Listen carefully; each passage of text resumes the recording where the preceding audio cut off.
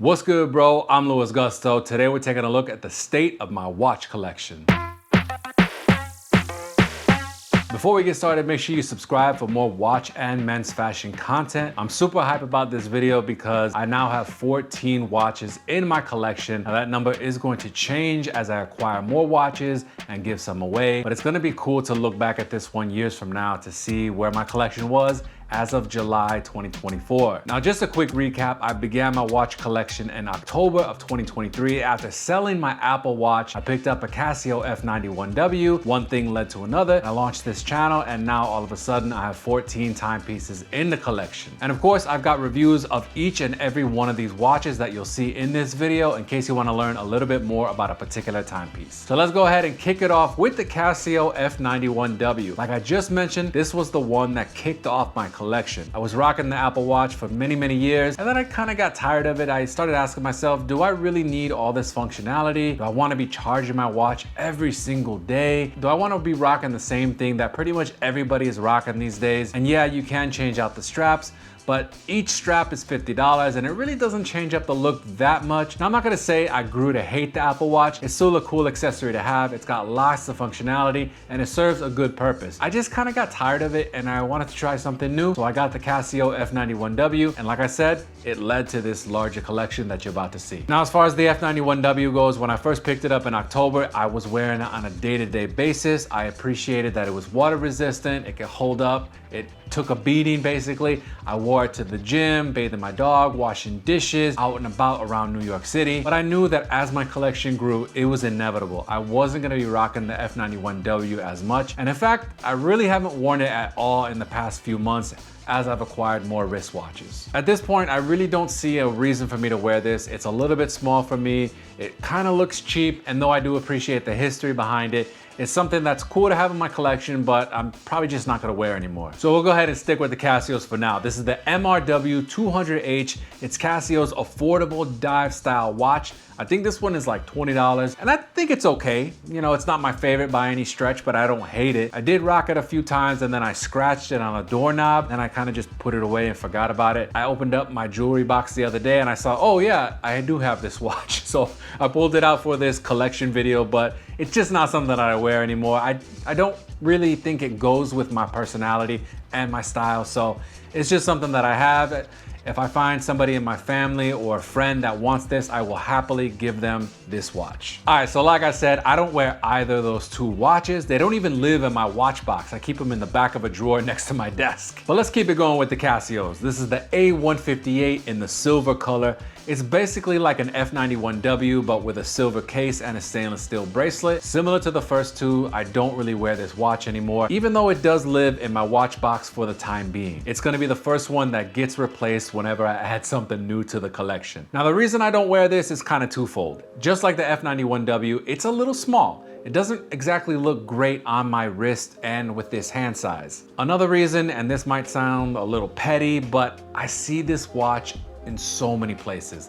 A lot of people rock the Casio A158. And for me, it's just kind of a deal breaker. Yeah, I could go through the motions of customizing it, but it's just not worth it for something of this size and caliber. But even with that said, it's not a watch that I hate. It's still something that I recommend, and I think it's a good one to add to your collection. All right, now for the final regular Casio in my collection. This is the DW290, AKA the Mission Impossible watch. Of all the Casios that I've shown you, this by far is my favorite, and it's the only one that I'm rocking on a regular basis. I like the unique shape of it. I like the face. I like the size of it, most importantly. It's just a good watch. Like I said in my other review, it's basically like the closest you can get to a G-Shock without the G-Shock price tag. Oh, and that reminds me, I will have an affiliate link for every single watch in the description below in case you want to add any of them to your collection. From regular run-of-the-mill Casio to Casio G-Shock, this is the 5600 in the black color. This is basically your essential G-Shock. It's the square,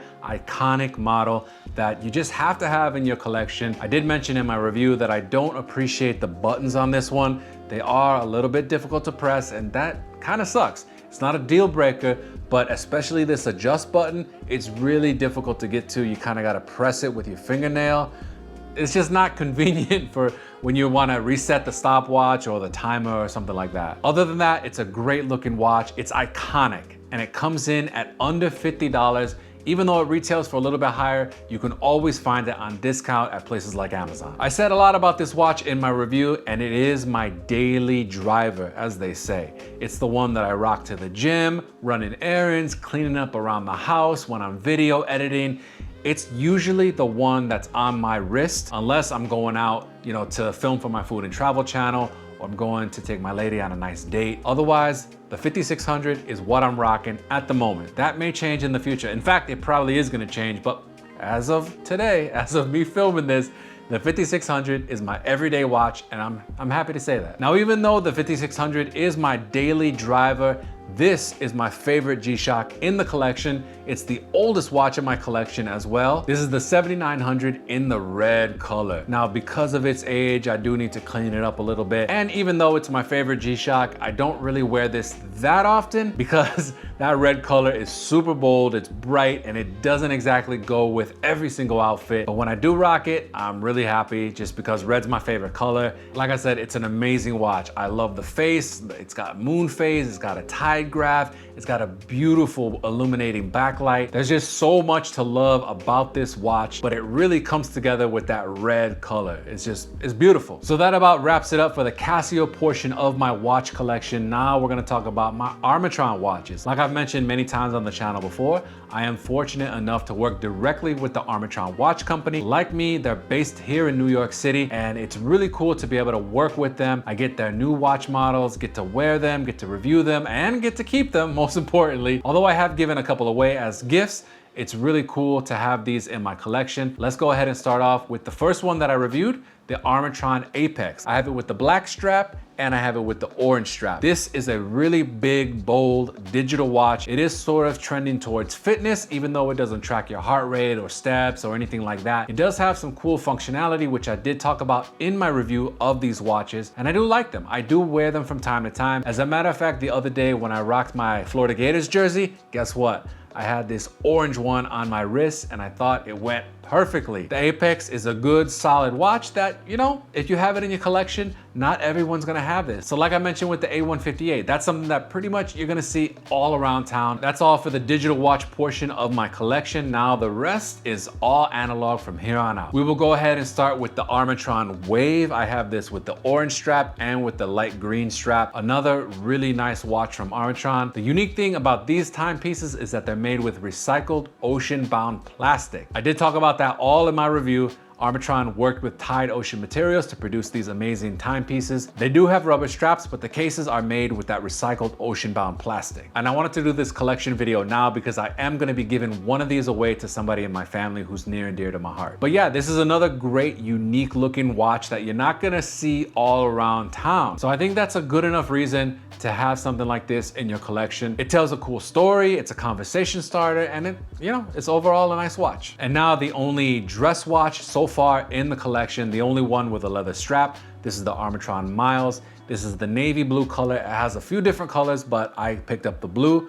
The leather strap is very nice, it's comfortable. This one has a timeless look to it. It's gonna elevate a lot of outfits that are more casual, but it will also go with a suit. This is the Armitron Atlas, another stainless steel analog watch. It's got a really nice face. The bezel looks cool, but it doesn't rotate. It's got a chronograph look, but not the functionality. Before I picked up the Titan and the Grant, this was my favorite in the collection. I really love the green face. The stainless steel bracelet is comfortable. It has picked up a few scratches because I have rocked it quite a bit around New York City, but it's another great one in my collection. It's one that I can pull out from time to time. When I got my watch box, I was really hyped because I had this in the back of a drawer and I wanted it to feature very prominently in my watch box. All right, moving right along, this is the Armitron Grant. This is one of their newer models. Like I said in the review, it's very reminiscent of the Cartier Tank. I appreciate that it's not a one-to-one replica. Like I mentioned in another video, I don't want anything like that in my collection. It's inspired by another design, but it can still stand on its own. And of course, the timepiece I've been rocking for this entire video, the Armitron Titan.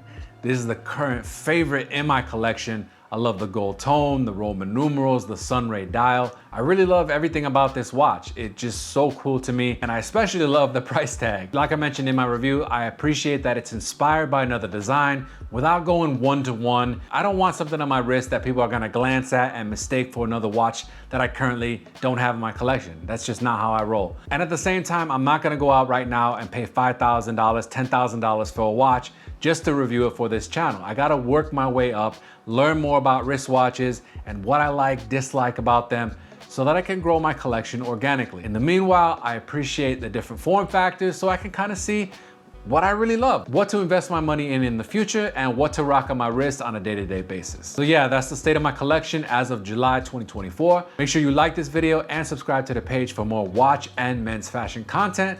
Appreciate you watching, and I will see you next time, bro. Peace.